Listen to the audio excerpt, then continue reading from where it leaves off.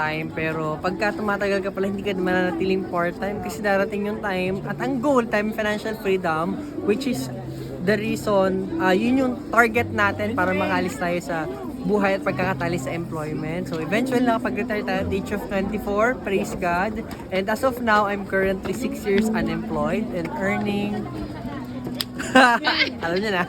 So earning very big. I mean like times 5 than what I earned from my previous job like as seafarer for 6 years.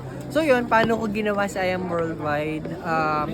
Importante na mag-aral talaga kung ano yung karera. Siguro magsisimula siya sa mindset mo na ituturing mo si I Am Worldwide as a profession at hindi extra income. So, kasi pag extra income, ibibigay mo lang yung minimal effort. Pero pag ito, nakita mo as profession, gagalingan mo dito, todo mo to, kakaririn mo siya. Like just any other job na nag-goal ka for promotion, nag-goal ka na mag-improve, nag-goal ka na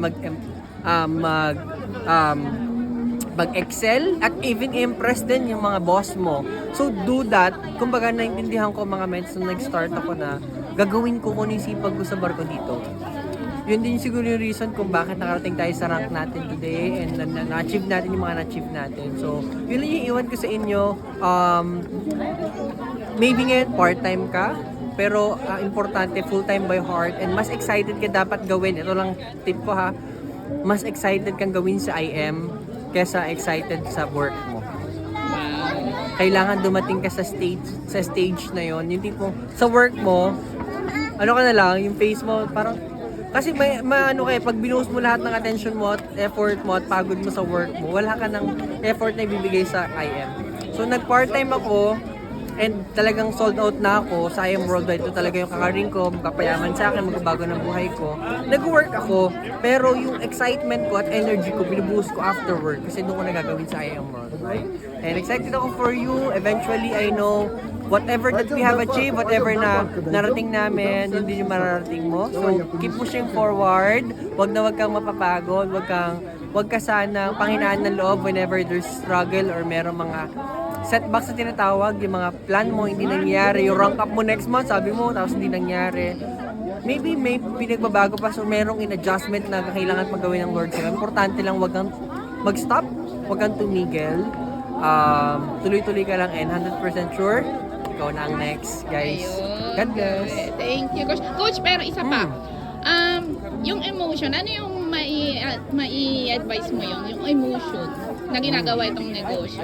Kasi marami po kasing very emotional. Yes, So, yung sa emotion. business kasi natin, since multi-level marketing tayo at ang negosyo kasi natin people business, hindi siya maaalis, pero kailangan siyang matutunan kontrolin eventually. So, most of the people na mature, kaya nilang gawin yan. Same. For example, teacher ako and haharap ako sa mga estudyante kong bata. Pwede ko ba dalhin yung problema ko? Hindi. So, hindi pwede. Nag-away kami ng asawa ko. Kayong mga bata kayo, hindi so pwede. You have to be professional. And you have to do the same with the IM Worldwide. Ang masama, sa work, kaya nilang gawin yun. Na yung problema sa bahay, iiwan nila sa bahay, tapos papasok sila ng work, nagagawa nila. Sa IM World, hindi nila gawin.